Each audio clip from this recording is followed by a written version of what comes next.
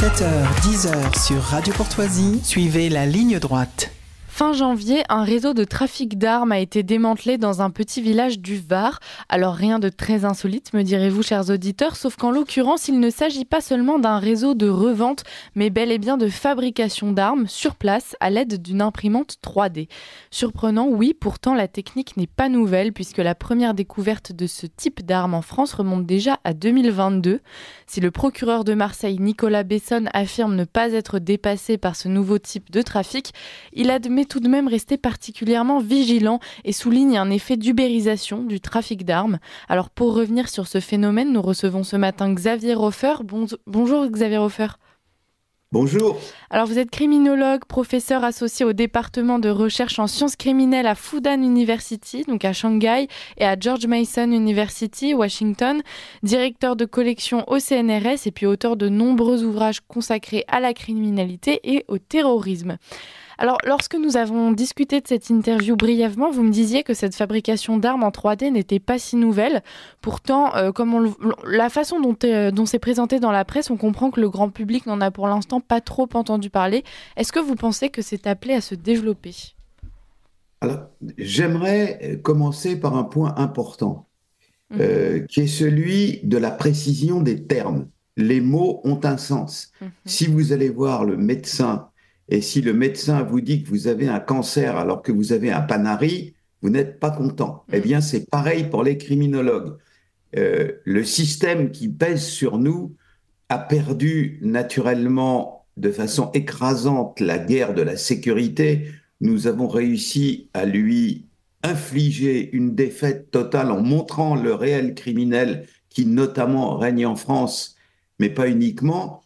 Et ce système qui nous oppresse cherche à se venger sur les mots.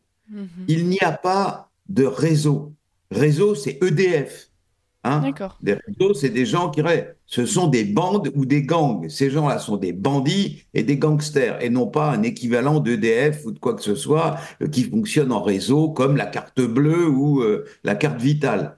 Donc, attention aux mots. Il ne s'agit pas de gens qui perdent la vie, comme on perd ses clés, mais qui meurent. Et donc, attention à l'édulcoration généralisée avec laquelle on essaye d'anesthésier le public pour lui refuser l'accès au réel criminel. Premier point.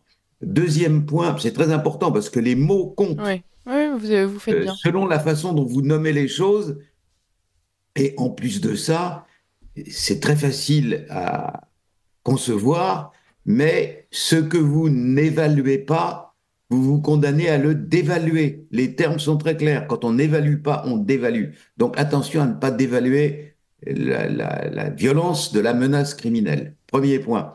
Deuxième point, on peut prendre aujourd'hui l'affaire des armes fabriquées en 3 dimensions. On peut prendre tel phénomène ou tel phénomène. Le point central est le suivant. L'appareil en France de sécurité, l'appareil régalien, est absolument antédiluvien. Il n'a pas été réformé, il n'a pas été changé depuis des décennies, ce qui fait qu'à l'heure actuelle, cet appareil d'État, et donc ce que vous me dites en est la conséquence directe, souffre de 2 dysfonctionnements graves. Il ne connaît pas ou il connaît très mal la réalité criminelle d'aujourd'hui. Et deuxièmement, ce qu'il en perçoit, il le perçoit avec un retard considérable.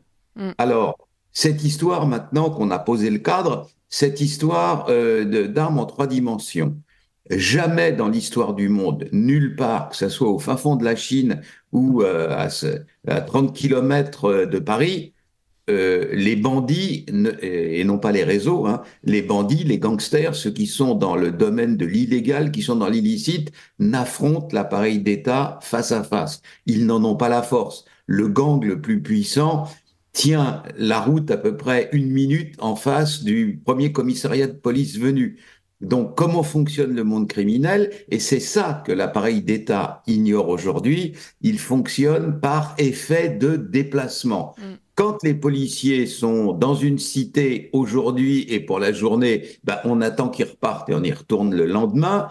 Ça, c'est un déplacement dans le temps. Ce qu'on ne fait pas aujourd'hui, on le fait le lendemain. Ou alors, si on ne peut pas vendre de la drogue dans la rue Trucmuche, on va vendre de la drogue dans la rue d'à côté. C'est un déplacement dans l'espace. Et donc, à partir du moment où lentement, il y a des kalachnikovs dans les cités marseillaises depuis pratiquement 20 ans, lentement, avec la vitesse du brontosaure, l'appareil d'État commence à avoir une petite lueur dans sa toute petite tête, disant mais il faut peut-être qu'on s'en prenne au Kalachnikov. Immédiatement, que font les bandits? Ils font jouer l'effet de déplacement et ils essayent de se procurer des armes autrement. La technologie le leur permet. La technologie, c'est la langue des hommes, c'est à la fois la meilleure et la pire des choses. Et donc la technologie qui permet par exemple des miracles dans le domaine de la médecine est aussi la même technologie, celle qui permet de fabriquer des armes en 3 dimensions. C'est tout bête. Le phénomène dont vous me parlez est un reflet de cette pratique constante du milieu criminel que le gouvernement ignore, qui est l'effet de déplacement. Voilà, c'est ça qui se passe. Alors là, en l'occurrence, au-delà des gangs, il y a le colonel Hervé Pétry, qui est le chef de l'unité nationale cyber, qui a expliqué que le prévenu qui fabriquait ces armes en 3D partageait surtout une mentalité de libertarien. Il s'inscrit dans la mouvance pro-armes états-unienne. Et donc son but, c'était de partager ces armes avec le plus grand nombre pour faire face à un État qu'il considère comme totalitaire et puis surtout répondre à une demande de plus en plus pressante de sécurité, quitte à prendre en main individuellement justement sa sécurité. Est-ce que donc vous mettez ce phénomène sur le même plan que ces effets de gangs qui se déplacent? Alors, c'est un phénomène qui, lui aussi, est un, si vous voulez, un effet de la société dans laquelle on vit.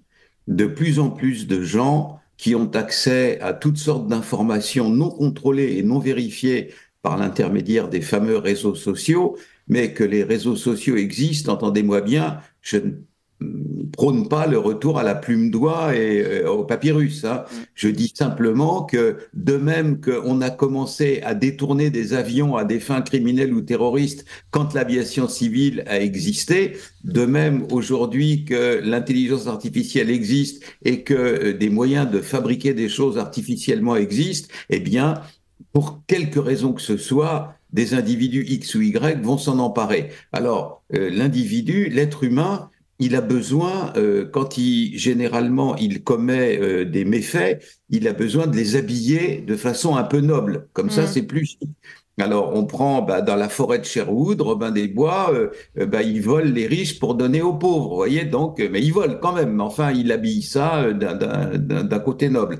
Alors, l'individu en question, qui a accès à des connaissances techniques qui lui permettent de vendre des armes, de fabriquer des armes par la méthode d'instruments lui permettant d'en fabriquer en 3 dimensions, il essaye d'habiller ça d'une cause libertarienne, mais je suis pour la liberté, si tout le monde avait des armes, personne ne serait plus menacé, mais ça c'est un habillage. Le fait est que ces méthodes sont connues ailleurs dans le monde, notamment aux États-Unis depuis une décennie, que quiconque fabrique ce genre d'armes par la méthode de 3 dimensions, les machines 3D, est obligé d'acheter les machines quelque part et qu'une surveillance de la police, des renseignements sur la capacité qu'ont les gens à fabriquer de telles armes aurait dû se mettre en place dans les 2 ans qui suivaient l'invention de cette pratique. Et là, on a attendu 10 ans. Une fois de plus, je vous dis, l'appareil d'État se traîne lentement après les malfaiteurs et n'arrive jamais à les rejoindre. Alors justement, il n'y a pas seulement de nouvelles méthodes de fabrication, il y a aussi de nouvelles méthodes de vente. On l'a vu dans cette affaire, justement, les trafiquants expliquaient qu'ils revendaient leurs armes sur Vinted. C'est une plateforme de revente de vêtements en ligne pour les particuliers.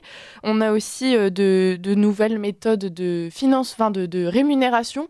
Ils peuvent se faire rémunérer en crypto-monnaie. On a de nouvelles méthodes de recrutement, notamment en ce qui concerne pour le coup le trafic de drogue. récemment, un réseau a été démantelé et en fait, pardon, pas un réseau, un gang, des trafiquants de drogue ont été mis devant la justice et ils recrutaient leurs dealers sur Internet. Et face à tout ça, pour le procureur de Marseille, toujours le même, lui continue d'affirmer qu'ils ne sont pas dépassés, que ce premier réseau-là a été démantelé, que c'est une réussite et que pour l'instant, il n'y en a pas encore beaucoup en France. Alors vous affirmez le contraire. Qu'est-ce qu'il faudrait faire pour justement se saisir de ce problème et réussir à y faire face correctement? C'est tout simple, ça se fait tous les jours. Et vous avez même, comme Monsieur Jourdain qui faisait de la prose sans le savoir, vous avez même pratiqué ça vous-même. C'est ce qui s'appelle la médecine préventive. Qu'est-ce que la médecine préventive? Ça consiste à informer un individu que s'il fume, il va attraper un cancer 20 ans après. Si on arrive à le convaincre et s'il ne fume pas, eh bien, on n'a pas besoin de passer au stade de la médecine curative pour lui retirer une tumeur du poumon ou d'où que ce soit 20 ans après. À partir du moment où des méthodes existent. Voilà, je vais répondre précisément à votre question en disant ce qu'il faudrait faire. Tous les ans, il y a des salons ou des conventions immenses sur l'innovation informatique. Il y en a à Las Vegas, il y en a à Barcelone, il y en a partout dans le monde. Il y en a sans doute en Chine ou au Japon, il y en a partout au monde. Ce qu'il faudrait faire, la gendarmerie nationale, par exemple, dispose d'un service très pointu de surveillance des phénomènes numériques et informatiques. Ce qu'il faut faire, c'est prendre les éléments les plus jeunes de ces militaires ou de ces fonctionnaires-là, de les envoyer dans ces salons et de les faire réfléchir. Vous revenez du salon en question en nous disant comment les nouvelles méthodes, les nouvelles pratiques, les nouveaux instruments, les nouveaux logiciels pourraient être utilisés à des fins criminelles. On a donc une espèce de détection précoce de tout ce qui pourrait tourner mal dans un domaine donné. Et après ça, quand on voit le premier symptôme de cette utilisation-là apparaître sur notre territoire, eh bien, on réagit au lieu d'attendre 10 ans. Je vous dis, on fait ça dans le domaine de la technologie. C'est une forme de concurrence, si vous voulez. Eh bien, telle grosse entreprise va surveiller, c'est pas de l'espionnage, c'est dans des salons, c'est public, va surveiller ses concurrents, de ouh là là, ils ont inventé quelque chose, attention, il faudrait peut-être qu'on s'y mette, etc. Ce travail-là de détection précoce des dangers et des menaces, l'appareil d'État ne le fait pas.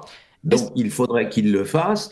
L'appareil d'État en France a une posture entièrement réactive, comme du temps du commissaire Maigret, vous savez. Alors, une infraction est commise. Par exemple, un mari jaloux tue son épouse. Alors après ça, on ouvre une enquête et une fois que l'individu a avoué, on le défère à la justice. C'est ça, la police, c'est la justice de grand-papa. On peut plus faire comme ça. Les technologies dont je vous parle, aujourd'hui, le 3D, demain, autre chose, évolue à la vitesse de la lumière. Dans votre vie à vous, vous fonctionnez pas avec un téléphone, avec vous savez, comme en 1950, vous avez un téléphone des années 2022-2023. Il faut que l'appareil d'État fasse son travail de façon maintenant proactive et non plus réactive. Alors, quel est le problème? C'est qu'aujourd'hui, on a un ministre de l'Intérieur qui est follement préoccupé par sa propre carrière. Vous savez, il est comme is no good, il veut être calife à la place du calife, il veut être Premier ministre à la place du Premier ministre, président à la place du président, et il ne fait pas le travail essentiel de régénérer son propre ministère. Je ne suis pas de ceux qui critiquent la fonction publique. Il y a l'énorme majorité de la fonction publique dans ce pays est composée de gens qui font honnêtement leur travail, qui comptent pas leurs heures, qui bossent, qui sont sincères dans ce qu'ils font, mais une administration, quelle qu'elle soit, n'est jamais capable de se réformer elle-même. Il faut toujours l'inciter de l'extérieur. Si vous avez une entreprise qui fabrique des très jolies, des superbes, des splendides locomotives à vapeur, elle est contente des belles locomotives à vapeur qu'elle fait. Il faut que quelqu'un vienne de l'extérieur pour lui dire que l'usine à côté fabrique des TGV. Vous voyez que c'est pas plus possible de fabriquer. Voilà. Donc, à l'heure actuelle, le fonctionnement du ministère de l'Intérieur, je vous parle même pas du ministère de la Justice, où c'est encore pire. je vais vous dire quelque chose que sans doute vous ne savez pas. Vous savez où sont les cours d'appel pour la justice en France en 2023? Elles sont dans les villes où il y avait des marchés de bestiaux au Moyen Âge. Rien n'a changé. Voilà. Donc ce qu'il faut, c'est obliger l'appareil d'État, pour son bien, hein, pour qu'il continue à bien faire son boulot, à s'occuper de ce qui se passe aujourd'hui, à se préoccuper de ce qui se passera demain, et ne pas...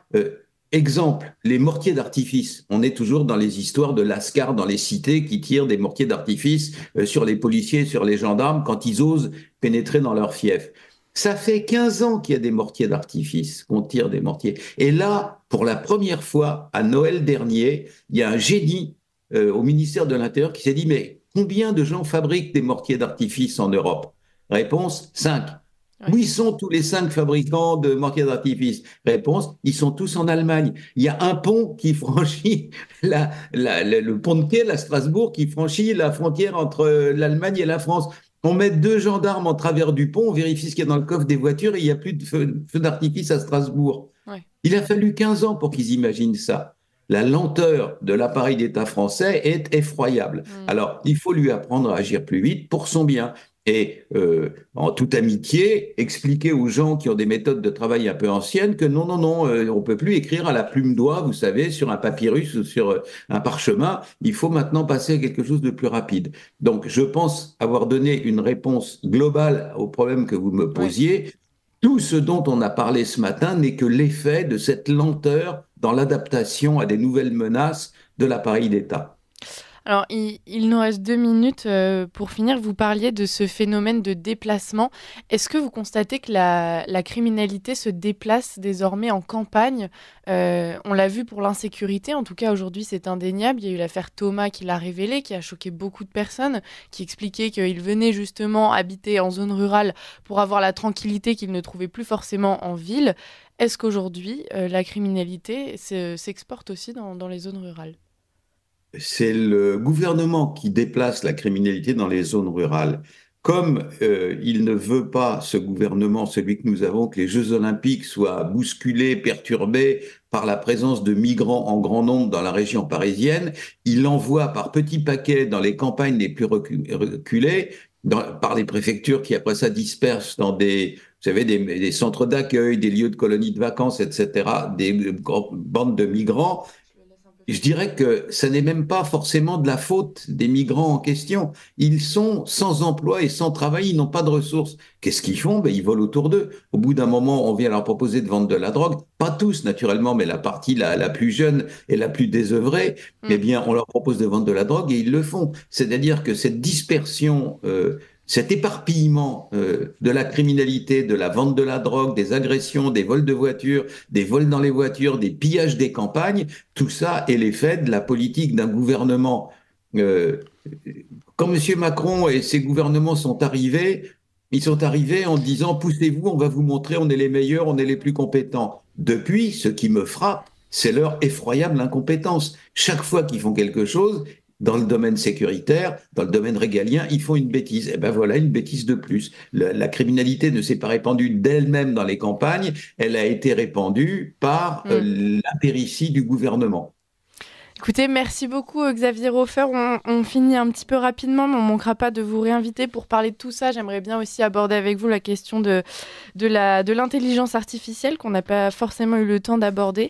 Mais merci pour votre présence. Je rappelle que vous êtes professeur associé au département de recherche en sciences criminelles à Fudan University à Shanghai et à George Mason University à Washington. Vous êtes criminologue, directeur de collection au CNRS et auteur de nombreux ouvrages consacrés à la criminalité et au terrorisme. Merci beaucoup.